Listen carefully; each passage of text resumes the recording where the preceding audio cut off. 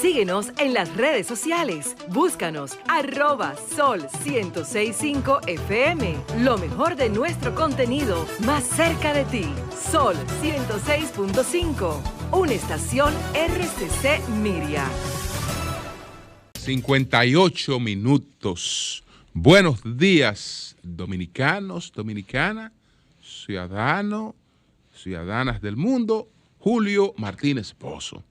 Los comentarios de los temas más importantes en el programa de mayor influencia de la radio y la televisión nacionales en este jueves 30 de diciembre del año 2021, en el que tenemos la oportunidad de hacer nuestro último comentario de este año 2021, porque a partir de hoy me tomo un breve descanso, no muy prolongado, porque la dinámica de un programa como este, pues no consiente, ¿no?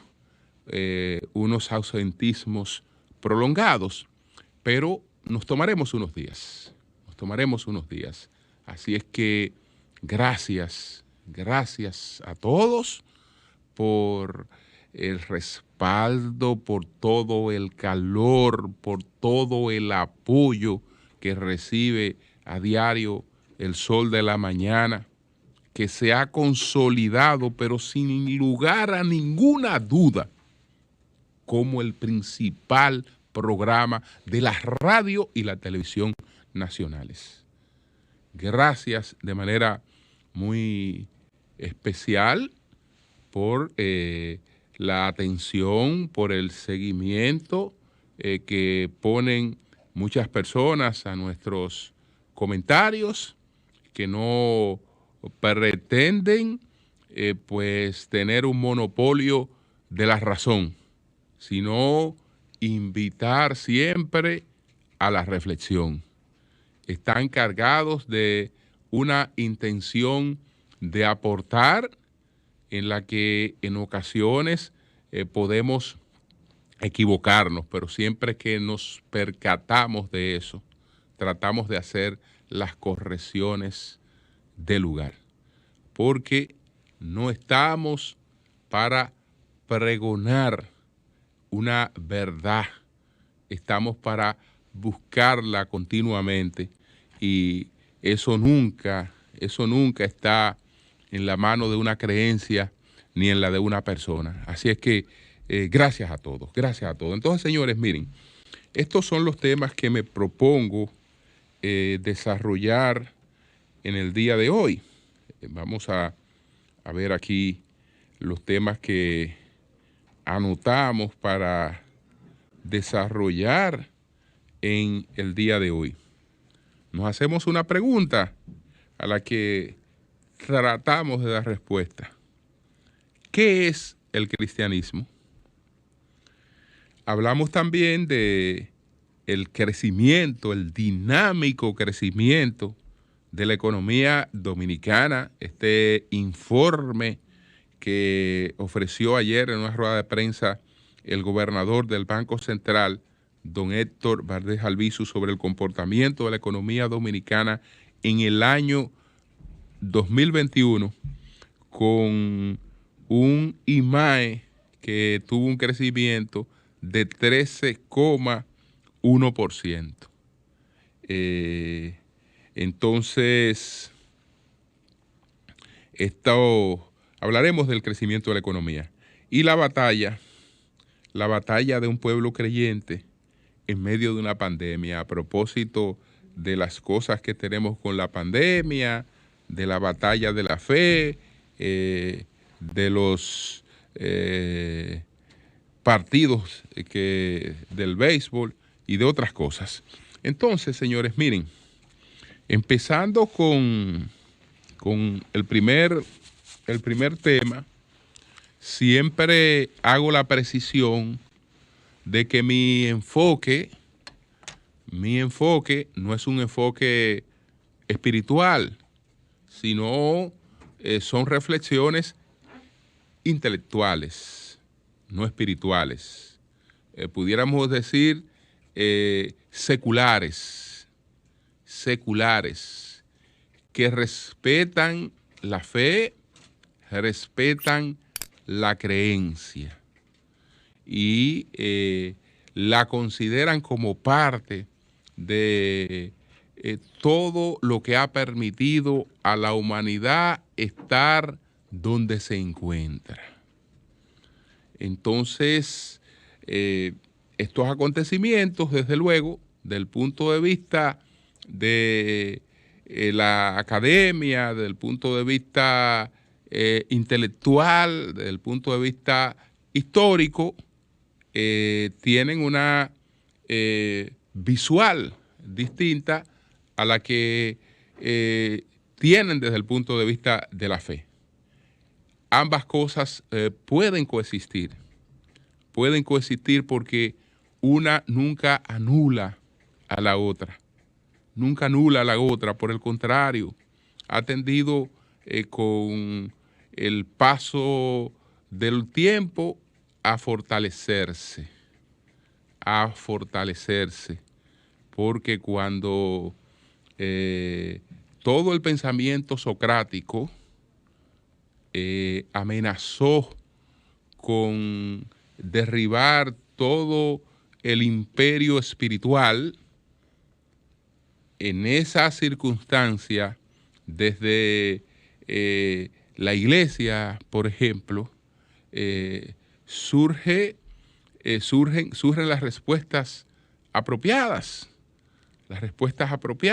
en cada época, o la de Pablo, o la respuesta de Agustín de Hipona, o la respuesta de Santo Tomás de Aquino, que justamente trata de explicar la creencia en Dios desde el punto de vista de la racionalidad. Y así por el estilo. Entonces, bueno, para mí, ¿qué es el cristianismo? Desde el punto de vista intelectual, ¿qué es el cristianismo? No estoy hablando del punto de vista religioso, espiritual. No. ¿Qué es el cristianismo? El cristianismo es, desde ese punto de vista en el que yo lo estoy abordando, no es otra cosa que el predominio de la visión paulista del mensaje de Jesús, el predominio de la visión paulista del mensaje de Jesús impuesta por Roma. Ese es el cristianismo. ¿Por qué el predominio de la visión paulista? Porque tras el acontecimiento que da origen mucho tiempo después de la muerte de Jesús al surgimiento de una creencia que se haría pues en memoria de su paso por la tierra, que se haría pues en culto, en resaltar su mensaje.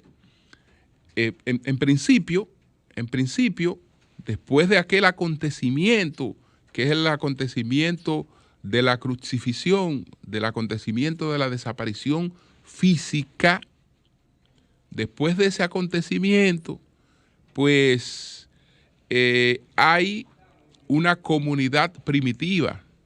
Esa comunidad primitiva no era una comunidad cristiana, sino que era lo que después derivó en cristianismo, no era más que una lectura, una práctica del judaísmo. Esa práctica del judaísmo que que queda establecida después de la muerte de Jesús, la encabeza su hermano Santiago el Justo.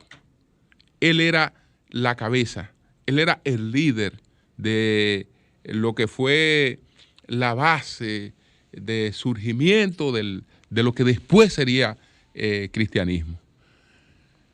Pero ¿qué ocurre? Él tenía una lectura del cristianismo, o de lo que sería el cristianismo, distinta a la lectura que después desarrolló el llamado apóstol de los gentiles, que ese era Pablo. Y la visión predominante, cada vez que había alguna duda, todo se remitía a la visión de esa comunidad primitiva, de esa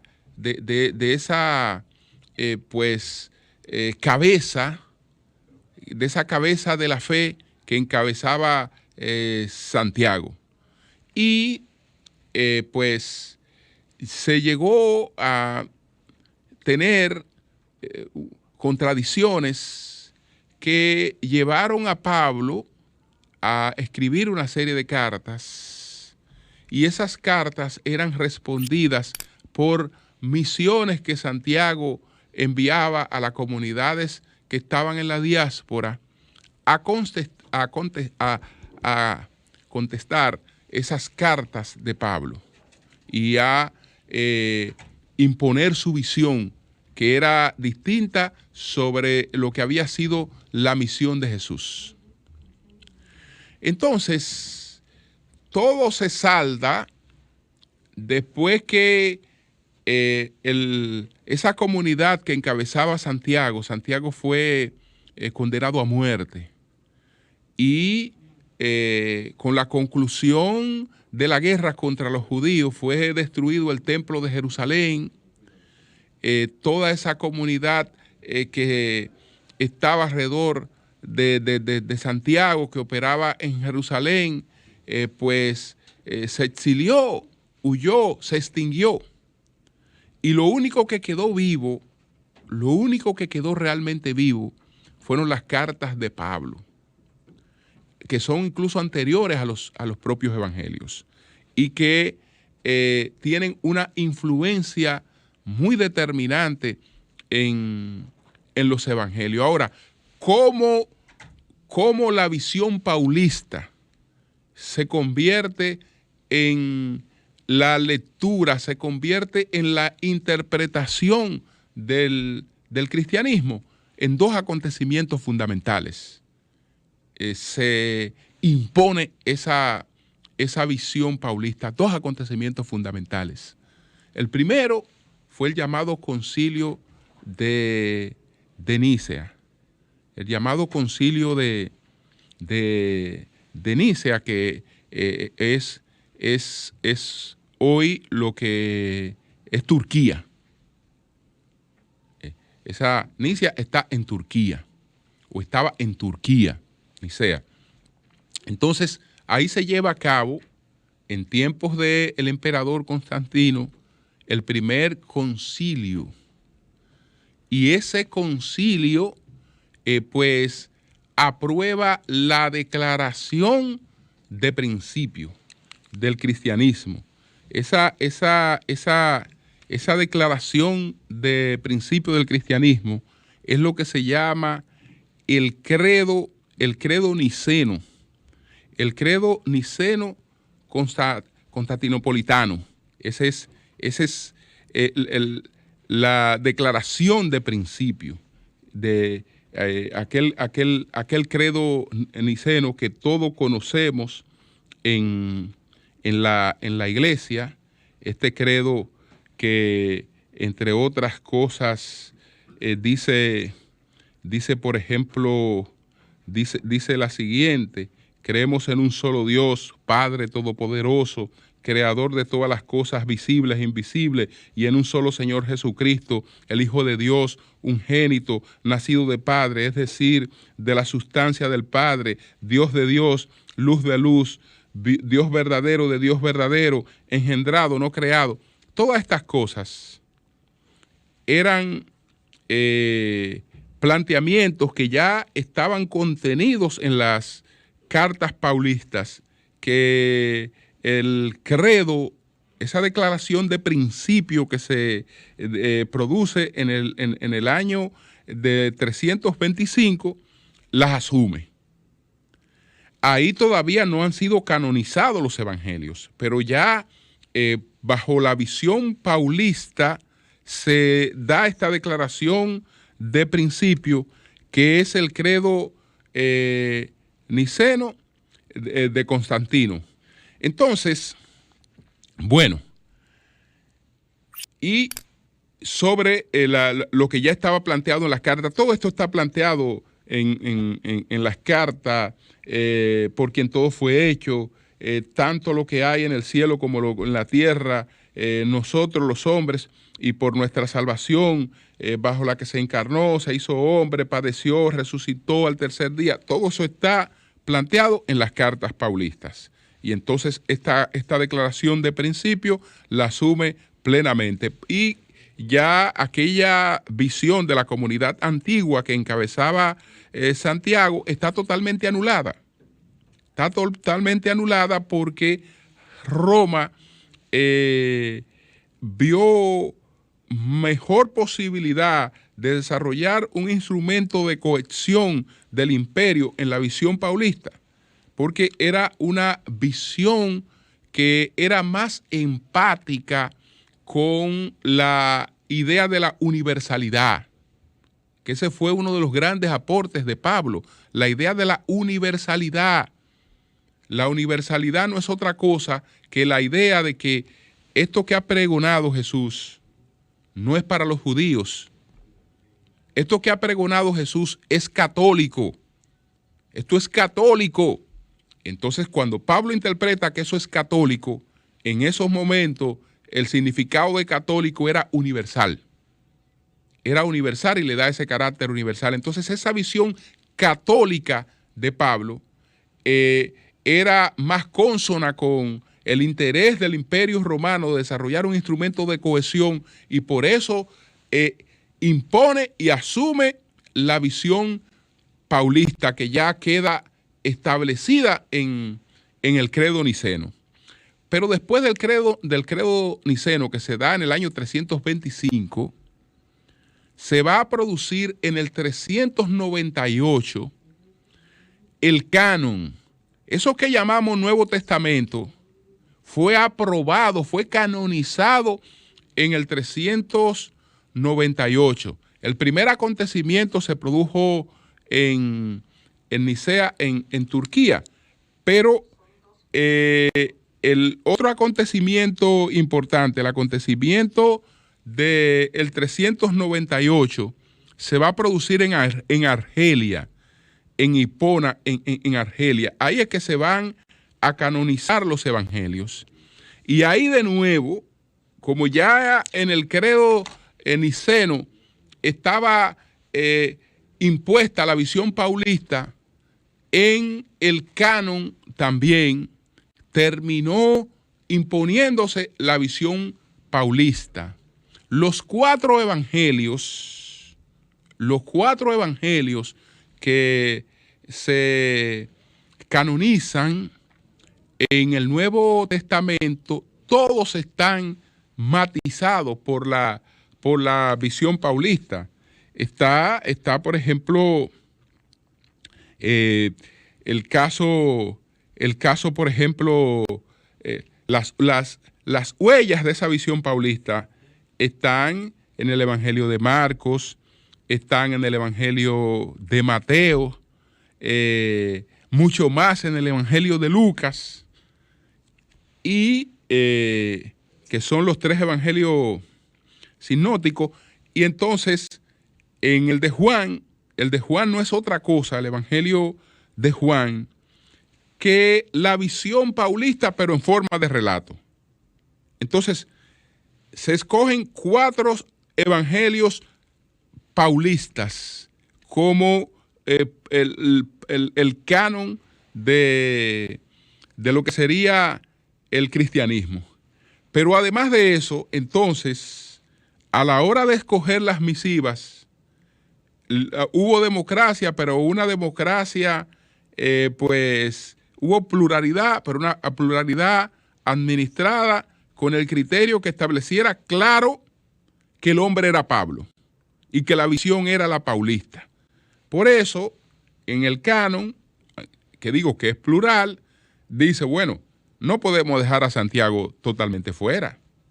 Ya la visión de Santiago está descartada, pero es justo que Santiago tenga una participación en el canon, y entonces a Santiago le dan una participación en el canon y aprueban una carta de Santiago. Es todo lo que hay en el Nuevo Testamento. Una carta de Santiago, que era el líder de lo que después fue el cristianismo. Una carta de Santiago. Entonces, bueno, hay que ser democrático. En principio se planteó que todo esto se había edificado sobre Pedro, etcétera. Entonces, Pedro tampoco podía quedarse fuera. Hay 2 cartas de Pedro. Hay 2 cartas de Pedro. Se aprobaron 2 cartas de Pedro. Pedro también que tenga su participación aquí. Entonces, Juan tiene una participación que va más allá de la que se le da a Santiago y va más allá de la que se le da a Pedro. 3 cartas de Juan en el Nuevo Testamento. 3 cartas de Juan, pero a la hora de servir para Pablo, no fue con la cuchara, fue con el caldero mismo. 14 cartas de Pablo en el Nuevo Testamento. 14 cartas de Pablo. Es decir, como ustedes ven, desde el punto de vista de los evangelios que se canonizan, desde el punto de vista de la declaración de principios que se había hecho en el 325 y la canonización del 398, no son otra cosa que la instauración, el predominio de la lectura, de la interpretación que había tenido Pablo de lo que había sido el mensaje de Jesús. El cristianismo no es otra cosa que eso, la visión de Pablo sobre la obra de Jesús. Eso es lo que termina matizando toda esta práctica que tanta influencia ha tenido en la vida de la humanidad y en la vida de toda la gente, no solo en la parte espiritual, sino en todos los grandes acontecimientos que hemos tenido. Sol 106.5, con la mayor variedad de contenido, información, entretenimiento e interacción en una sola estación. Cobertura total, disponible para ti en la radio y en las plataformas digitales. Somos Sol 106.5, la más interactiva.